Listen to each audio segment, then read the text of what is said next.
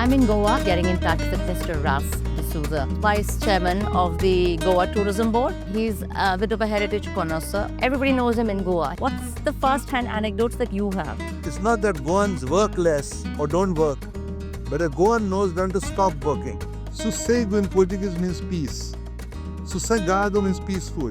This term suited Goa because we have the Arabian Sea, we have the coconut groves, we have the cashew plantation. Any breeze that comes from the sea to Goa is filtered through these, which brings you peace, which brings you happiness, especially in summer months when we are melting in heat. 5 USPs why Goa became so popular. Anjuna was a sleepy coastal town. It only had a fishing community and there were reindeers, and that bubble looks like it's about to burst. Is there any regulation to the way the chain restaurants, which are in Delhi and Gurgaon and Bombay, are bringing Delhi, Gurgaon, Bombay prices to Goa? We should understand the difference between development and concretization. There could be some corrective measures that can be taken. Fabulous thoughts. Let's deep dive a little bit more now into this. We're going to eat my most favorite thing, bebinka. So these are Tunis ambitious. These are Rizoish. What do we have here now? These are cashew nut ladus. Try a small piece. We have to increase our budgets and encourage homestays. What better way there is to enjoy an experience of destination than living with the family? Welcome to Shweta's Talkies, Mr. de Sousa. Cheers. Cheers. Everybody knows him in Goa. He's a bit of a heritage connoisseur. Let me tell you his credentials. Vice Chairman of the Goa Tourism Board, a trustee of the Museum of Christian Art, very close to the Hindu, Goan Christian heritage, knows everything about everything that moves in Goa. And the best part is a foodie. Welcome to Shweta's Talkies, Mr. de Sousa. Cheers. Cheers. Top 2 to 3 things from a historic viewpoint that you don't think people know about. Main thing about Goa is that our history is as formal as mathematics, because everything that happened in Goa is documented since 1400s. These documents are preserved in Goa and in Portugal. How it all started was Goa was captured by Portuguese by Fluke. By Fluke. By Fluke, because they were down south near Calicut. They were trying to establish the trading post there, and there was a scrimmage between them and the local chieftains. So they got a bit of a thrashing and they came north for a shelter to just relax and to lick the wounds kind of a thing. And we have an island in Goa called Anjuna, south of Goa. So they were docked there when suddenly at night, chieftain who had an axe to grind with the local ruler of Goa, that was Sultan of Vijaipur. He came in and told them, don't waste your time to go down south. Goa is a better place. They've got a superb port. That time trade depended upon the harbor, upon the port. So they came, they saw, they like it, this is the thing. And that is how the Portuguese came to capture Goa. Once they captured, they informed Portugal. They called Portugal and said, yo, I got This is what has happened. The messages went up and down. Immediately, correspondence started going. This is from 25th November 1510. They reported what all there is in Goa, and instructions came from Portugal. What they are supposed to do here, what they should do, what they should not do, expand their territory, and whatever they had to do. All these instructions, they had to be complied and reported back. So this instructions as well as the compliance reports are there. And many of those reports say that we can't do this because past 100 years back, this was the custom, this was the tradition. So we know what's happening 100 years before 1510 because these are documented. And there are very, very interesting documents. There are many things that folklore or something that people were told that they needed to know, but these documents have got certain humorous side where they show you the other side of the things. Why is it that Goans are so easygoing, light-hearted, very close to music, love the food, are not in any race, especially the ones who are natives here? I was born and brought up here. My family was always, roots are Goans. We have a family tree pre-conversion. So we know exactly who our ancestors were. So all of us are locals. So this is what we have born with, we have come up with. Now Goans are known as Susegad. Susegad does not mean lazy or laid back. Susegad in Portuguese means peace. Susegado means peaceful.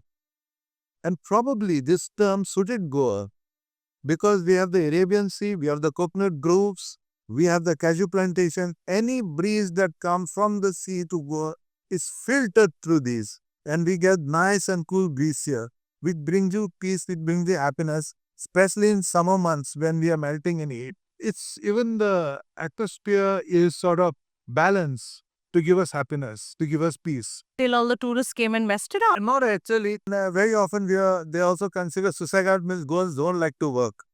We work as much or more than anybody else. But my good friend Rami Fernandes, he's a singer icon. He said, it's not that Goans work less or don't work, but a Goan knows when to stop working. Was the headquarters of the Portuguese government. All the families used to come to Goa, and the men who were the officers, they were sent to various colonies on postings. These colonies were Malacca in Malaysia, Timor in Indonesia, Macau in China. They were all over, including Hormuz this side. And the families used to stay in Old Goa. Old Goa was the capital. Now we call it Velha Cidade, means old city. What is it called? Velha Cidade. Velha Cidade. Yeah, old city. It was known as Cidade de Goa, the first capital of Goa. And it's a part of islands of Tiswadi. Tiswadi comes from 30 wards or 30 little villages. So they're all islands every side. Old Goa, which was the capital of also Sultan of Bijapur when he was here, continued as the capital of Goa during the Portuguese regime. Over here, the families lived.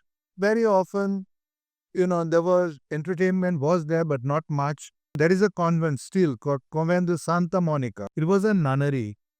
So what they did was to meet each other, to socialize. In the evenings, they used to have informal reunions. And there they started talking, exchanging news. Whenever they used to get letters, they wanted to tell the other colleagues how things were back home in Portugal or elsewhere. All these things. They used to sit together and have a good social evenings. Longing to eat the food they used to eat in Portugal. Oh, I see. Okay. So now, unfortunately, the ingredients which you actually used in Portugal to make these sweets and food were not available here. And they came with local substitutes, ingredients. For example? I'll give you one example. We have a famous sweet here, a dessert sweet called bibinka. My favorite. I'll tell you how bibinka came about. There is a dish in Portugal, Lisbon, Portugal all over, called tarta de amendoas, almond tart. The recipe is flour, almond juice, powdered almonds, sugar, egg yolks. Then you bake that and it's a tart. It's very, very famous, torta de amendoas. So they wanted to make the sweet here, but there were no almonds here. So our locals, the nuns and all, they got to know that we have cashew nuts here. Mind you, cashew nut trees were brought by the Portuguese from Brazil. So they started figuring out how we could use this or how we can use coconut. Because there were coconuts here again. So experiments were carried on. Almond juice, crushed almonds were substituted by coconut juice. There was a problem. The problem was that, the inside of the tart was not getting properly, remained raw to some extent. So one of the nuns started experimenting, baking this layer by layer.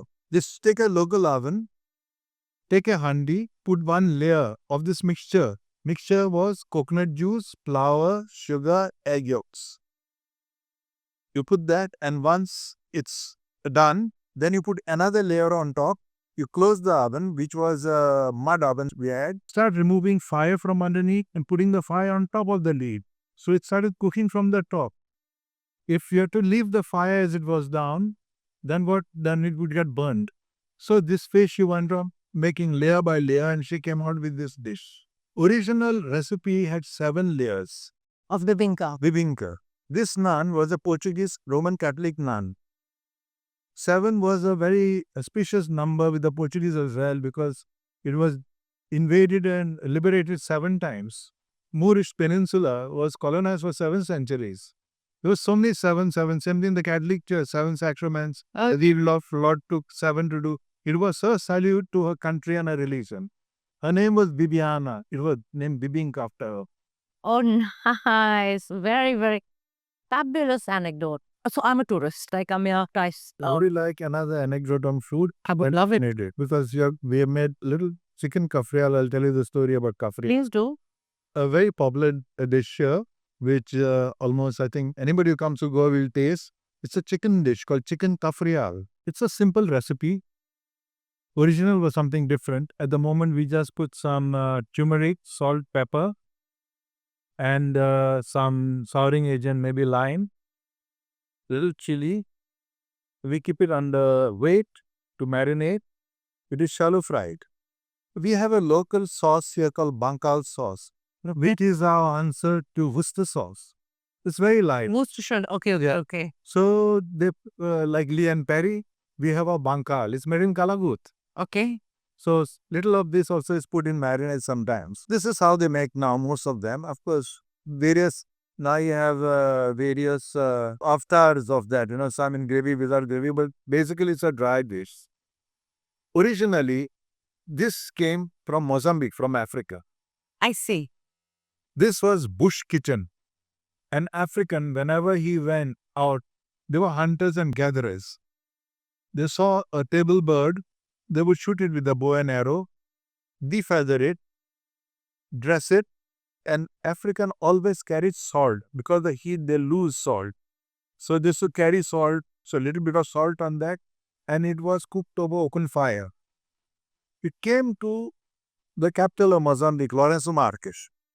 Lourenço Marques was a harbor, and it was very often a port for trading, spice trading. Some spices were there, so some little spice got into it.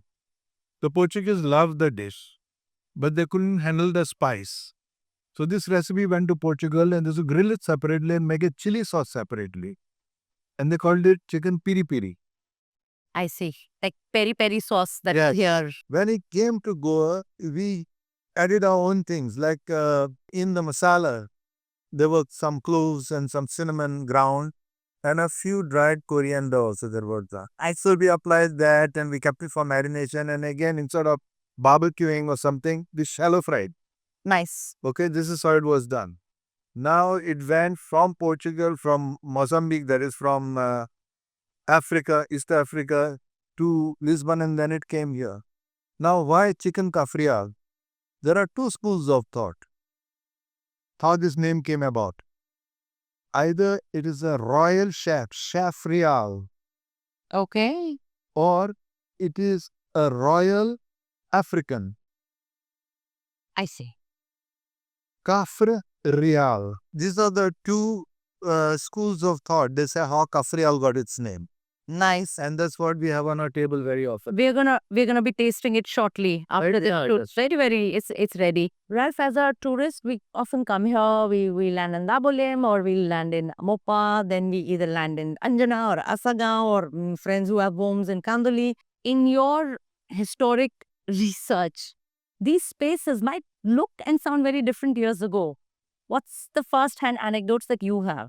Well, they were different as far back as 60s and 70s. After that, changes started happening and rapidly. I'll give you talked about Anjuna, which is so famous everywhere. Anjuna was a sleepy coastal town. It only had a fishing community and there were rendeiros, toddy tappers. That was the occupation. Others had to go to town to find work. And of course, a lot of work in the coconut groves. There are a lot of coconut trees there. It had nothing. Suddenly, there was this movement in the world, the hippie movement. One of them found Goa and they found this is what we were searching for, a paradise. And they landed in Anjuna.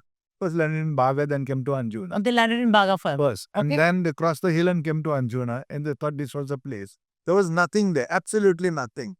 So no hotel. So they used to either live in a hut built of coconut leaves or something, or in one of the fishermen's house, one room was hired for them. There were no restaurants. They used to eat a meal that was cooked by the family. Then somebody put up a little table on top and used to cook. About 10, 15 people used to come and eat in each of these places. There was no post office.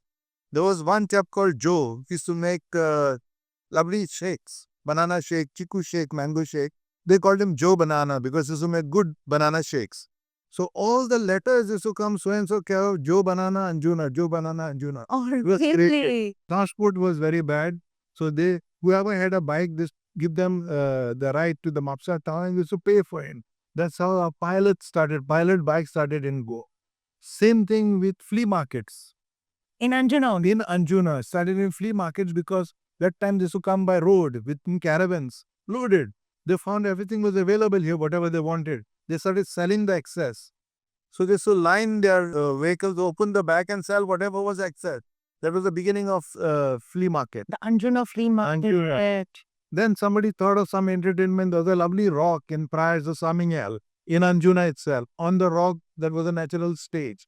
So they used to perform, they sing or something like that. Till one group came with the equipment, they played, they rocked the night, left the equipment and went. And they were the Who, one of the most world famous rock groups, the Who. They left the equipment and went. So after that, there were some people who got together, they said we should carry this on. And whoever knew to play could come, the equipment was there. They bought a generator, there was no lights. Equipment was there, whoever needed, they could rock the night away. Like the original open night, open mic. Yes, this is how the moonlight party started. And all these people, the locals, used to sit on the beach below the rock. And they were given a candle. They should dig a little well. And the sand, put the candle and light it. So there was a glow in front of every face. This was the scenario. This was the moonlight party that we enjoyed. My college days. And I was the participant. I was the participant. Well, for the lack of a better word, I have attended one rave years ago, and I think it was in the more foresty area after Ashwem. What used to happen then? How did it become such a phenomena? The main touristic area of North Goa, any area in Goa, was Kalangut. There was queen of beaches, all the songs and all them. It started getting crowded. People started moving out. We had a huge international footfall of international visitors in Goa. Most of them were from Western Europe, Northern Europe, cold places. They spend the winters here. Much later came the Russians and other countries now which are no longer part of Soviet Union, like Armenia, Georgia, Azerbaijan, all those countries. Some of them started coming. And the Russian clan, they found Morji was very secluded. That was on north. That time there were bridges were not there. You had to cross by ferry. What do you mean the Morjim beach was not there? No, bridge. The bridge was not there. Connecting Wasn't there. Bangladesh to Padina was not there. It was connected. That's surely going over to... Yes, surely is one in Kolwal. First was in Kolwal, then was surely. It was not there. We had to go by ferry. So they were like little, portions of Goa, one separated from another by the rivers. Same thing, Panjim was separated from Bangladesh till the bridge was built. I see. In mid-60s. So they should go to Morji. And that's where they thought that this was a nice quiet place and they were among themselves. They started hiring all the houses, they lived there. And then the party started after that when the youngsters came. Among the Western Europeans, average age was about 60, 65. They were mostly elderly people. They used to come here because a laid back area to relax and unwind. But the youngsters needed parties. So they started this rock parties there, which were rave parties. In fact, there is Goa Rave also. It's very famous in Scandinavia. In Scandinavia, yes. There are Spotify has, and a lot of music platforms have Goa, Anjuna Deep House. Yeah. And it's coined after Anjuna. How interesting. From here, it went there and of course, the music genre also changed. It changed from rock into new wave and from new wave into what we hear today, So, the genre changed and so did the youngsters and they wanted their own. How lovely. One thing I was very, very fascinated with, yesterday I was shooting it locally and it'll be aired on the episode. It's an old house and one of the rooms had 250 pictures, a collection of Christian deities and their priests. There was a little wall in the middle, a little gallery, and in the other room had a collection of God knows how many Ganeshas all in one. And I asked the representative of that family, how is this? He was like, well, we knew how to live with each other. We had a Hindu priest because we were all converts, but we also lovingly curated our Christian side of it. Tell me a story about this concept of Goa, this truly living peacefully. Okay, I'll give you our own family example. My dad was a broker in Bombay, stockbroker. When iron ore was discovered, he came here and started mining, iron ore mining in Goa. It was in somewhere 1948-49. And he bought land in Sankiling. Sankhili was predominantly almost 100% Hindu place. I saw your pictures of your house in the book. Yeah. I saw your father. I saw everybody. Yeah. So that was a village where I was born and I grew up. When my father built a house there. This land was bought from a Hindu priest. He was old, he had retired, he had gone back to Perne. And the name is Puranikachi Kodal. Puraniya Brahmins who read the Purana, those books. Oh, I see. So Puranikachi Kodal, okay? And we lived there and we had to do some pujas. My father made sure that everything was done according to the books, according to how the custom was, according to their belief, Shastra, the local.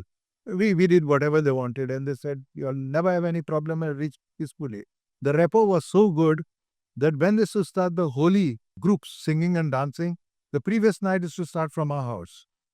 Oh, what It was a group with those drums and all. They used to go dancing and they used to stop at our house, start the performance, and then they go back after blessing. They used to throw rice and bless. All good things should come to us. My father used to keep them also always in touch with them. And many of them used to work for us. There was no jobs at time, so they used to work.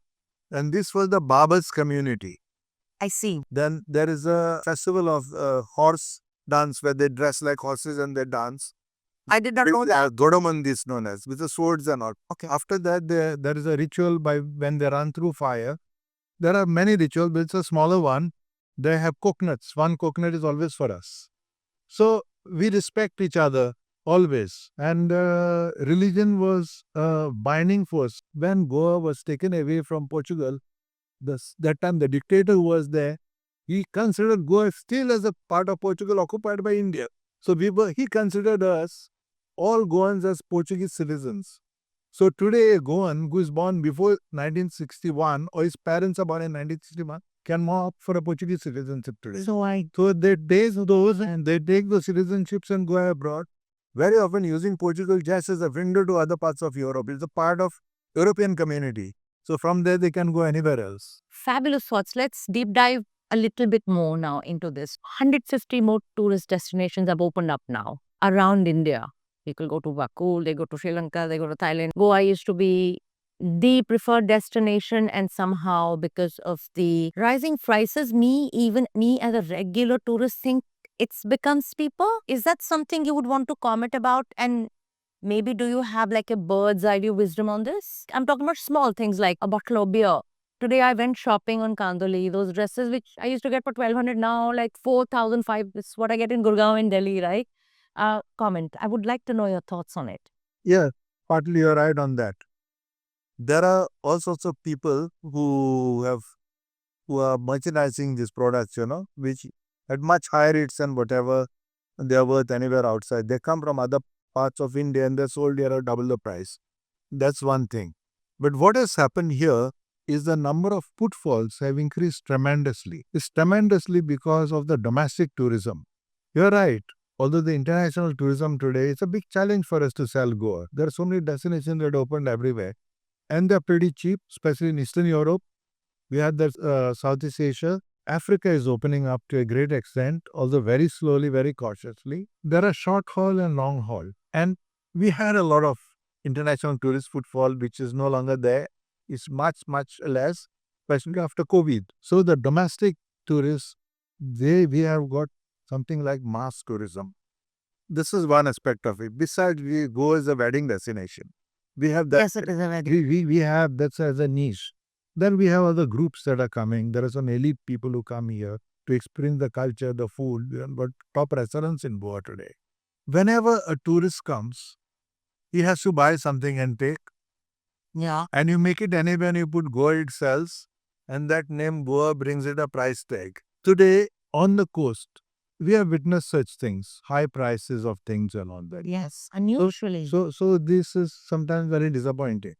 We have also have some problems as far as the taxis are concerned, the rates that they charge, various rates, because you have to go by the kilometer and all calculating. I think a tourist prefers to know how deep he has to put his hand in the pocket.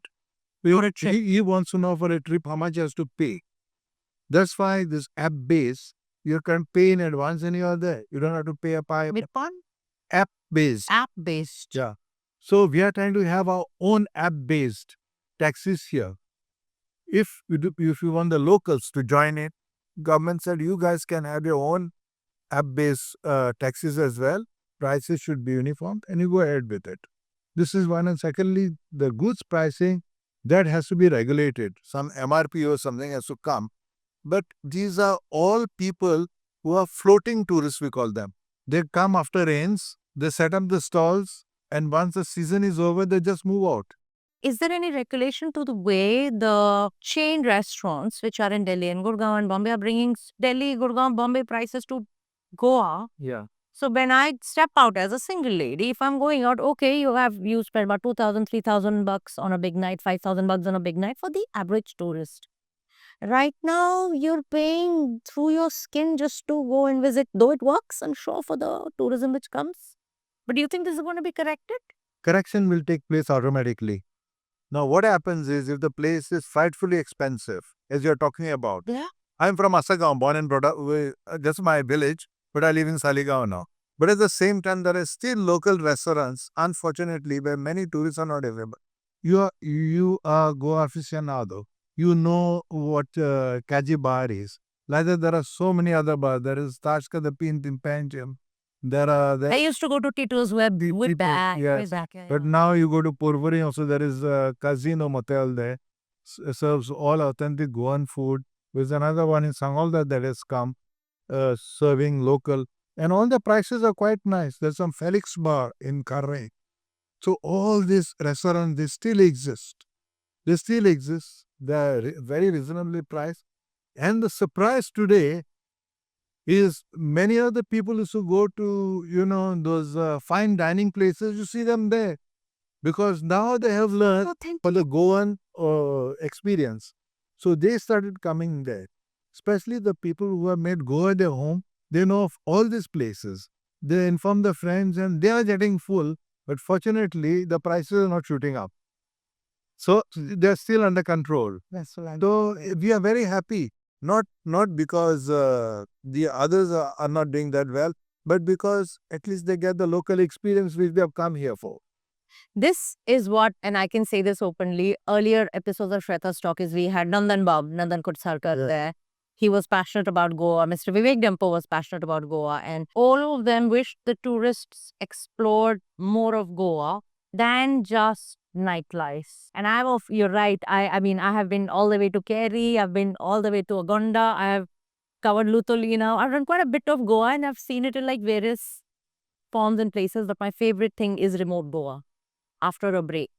Are you trying to develop more beaches besides what we see right now? Or is it going to tank off after Kerry? See, that depends. Today, what is developing is north of Goa, south Sindhudurg. Yes, Sindhudurg, yeah. Because there are hotels coming up that will. Because Mopa services both the places. Yes. They are just next door to our Mopa airport. Okay, that's one. That has given them a huge boost. And there is land available there, virgin lands, virgin beaches, so one can start there. But as far as Goa is concerned, we should be very careful what we are going to give to the tourists. Not what we think they should see, but what they would like to see of Goa. We have to change our mindset. Very often, first we start putting up all sorts of things which, the tourists don't care about. In my career, over 37 years in tourism, I used to be in my hotels now, Adley come. I used to talk to my guests. And I tell you 5 USPs why Goa became so popular. Why it was among the top 10 destinations in Millennium. In so many other promotions, it was among the most famous place to spend your New Year. Why? Because we must have done something right. There are 5 reasons they said they were coming to Goa. One, because of its mixed culture. Yes. Cuisine. Second, because the Goans, they find them very friendly people. You talk to them. If you want advice, they'll give you. And they're used to talking to people. Because that's how we were brought. When I brought up, our families used to, when friends visited, we always used to dealing with people. So all they have to do is deal with the friend who's coming. Third was the natural beauty of Goa, which is unfortunately compromised now. Fourth was the warm waters of the Arabian Sea on the beaches. There are waters everywhere, but they're cold, you cannot step in them. These are warm waters in the Arabian Sea. Correct. Interesting. I never thought of it like that. Correct. Yes. Fifth was because of, so many feelings they have, the way they are treated, and as a clean and a safe destination. Goa, we had never seen any crime. People used to, after they finish on the beach, they should come to the hotel, change, walk to the restaurant nearby. Now we are at Aldea Santarita. There must be 100 restaurants just walking distance around this. Correct. They just walk and come back. There was no crime, nothing. So these are the 5 things that made Goa. So we discussed about transport, we discussed about food, the expenses which is happening.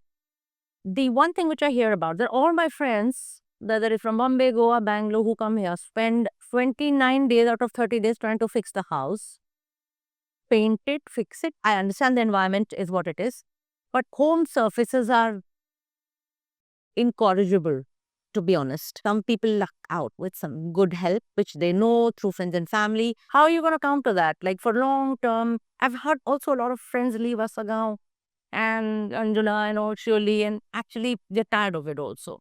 What is going on? How are you fixing it?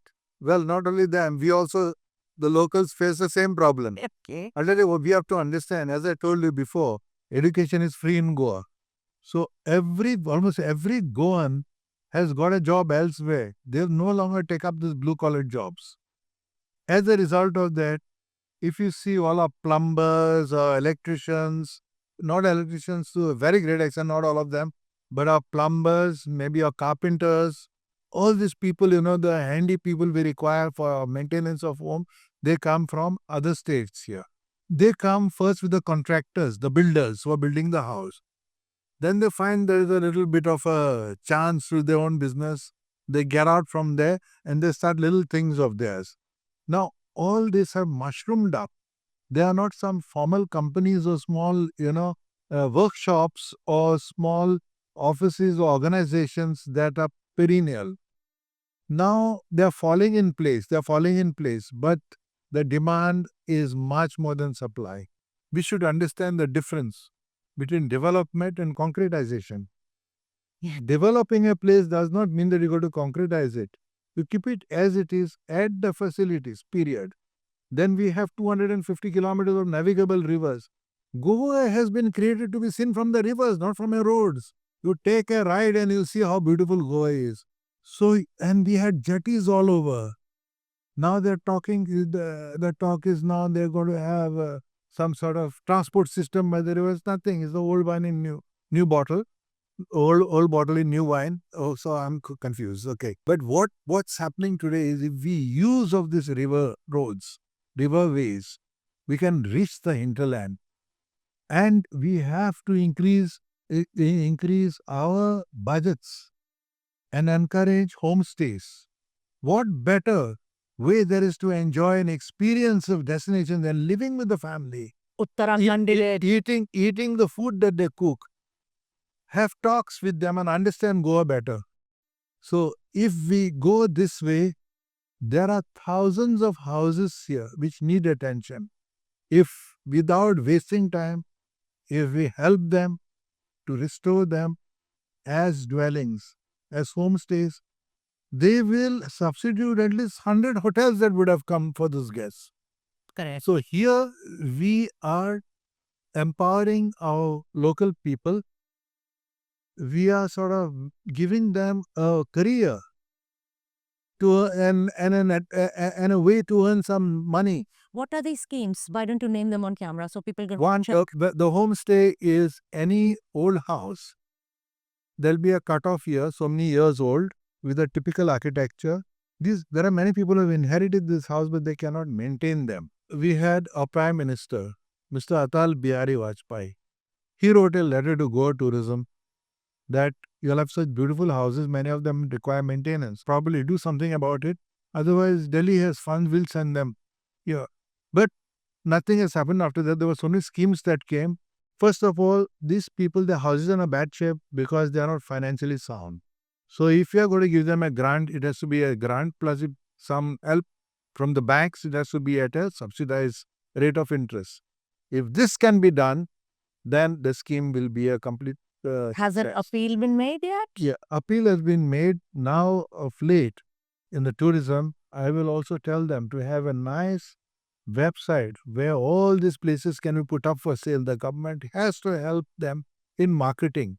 Marketing means exposing them to the various visitors that they have got these opportunities. But sir, Goa does not need marketing. Goa does not need brand building. No, Goa is... But when you have new schemes like this coming, Will you get local support? Because seemingly anything that... no, see, we have got the Department of Tourism. Department of Tourism, who has got their own sites where they market the festivals, this, that to come to Goa.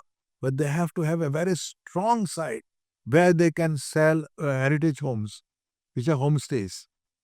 Because each individual will not have that power, neither the reach to reach the markets and bring the people here. You have to present this to our visitors, and that only the Department of Tourism can do. Okay. Last question on the heavy bits, right? Now we deep diving. The music scene in Goa is A-okay. Yeah, we love it. But there, the north of Delhi, every hill station has a fabulous music festival going on. I come to Goa, sunburn is gone now. We were, the sunburn babies then, and it's been a while. That's too commercial. But we like chota music, very, very, for the lack of a better term, we're discerning music lovers. I'll be happily going to that little kaji bar, listen to the local music. We'll go to a wine bar, speakeasy bar, and go for concert. Any plans to regularize the way music and concerts are consumed in Goa? It's seemingly unbridled right now. Hearing loud commercial music on the beach, it's a bit jarring for anybody. Well, there are a lot of private initiatives on the music scene. There is a group called Pro Musica that bring in so many classical musicians to Goa, and they have concerts throughout. There's a festival of Serendipity. During the Serendipity, you see so many musicians coming here. Then there was a festival of Ketawan at the ruins of St. Augustine, where among the ruins, the stars used to come and perform, then people used to sit in the open on the What ruins are these? of St. Augustine in Old Goa. I've not been there. Over there, Ketawan now has taken a break, but we had it for quite a few years. Then of late, there is a very famous and catching festival that has started. International Jazz Days on UNESCO is on 30th of April. We have a fantastic, 2 years in running, we've had a fantastic participation of jazz musicians in the Garden of Panjim. Last year, there were 55 of them who came and performed free. Then there is a lovely place called Madra Goa, which is in Panjim. You just climb up and there's a lovely setup where you hear all Konkani mandos, dulpodas, Portuguese fathers, and the setup is that way. They have it all the time. They have this all the time. There's a family that runs this. Fair. So these are the things that are coming up now. All initiatives, a different thing, more cultured, sober, and something with its roots in Goa. For content beyond politics, for content beyond Bollywood, for content beyond beauty, I'm sure there are a lot of us who like content which is historic, which delves into interesting stories, and also makes average people stars. You're welcome in Shweta's Talkies. Please subscribe, love, and share, and please comment. See you.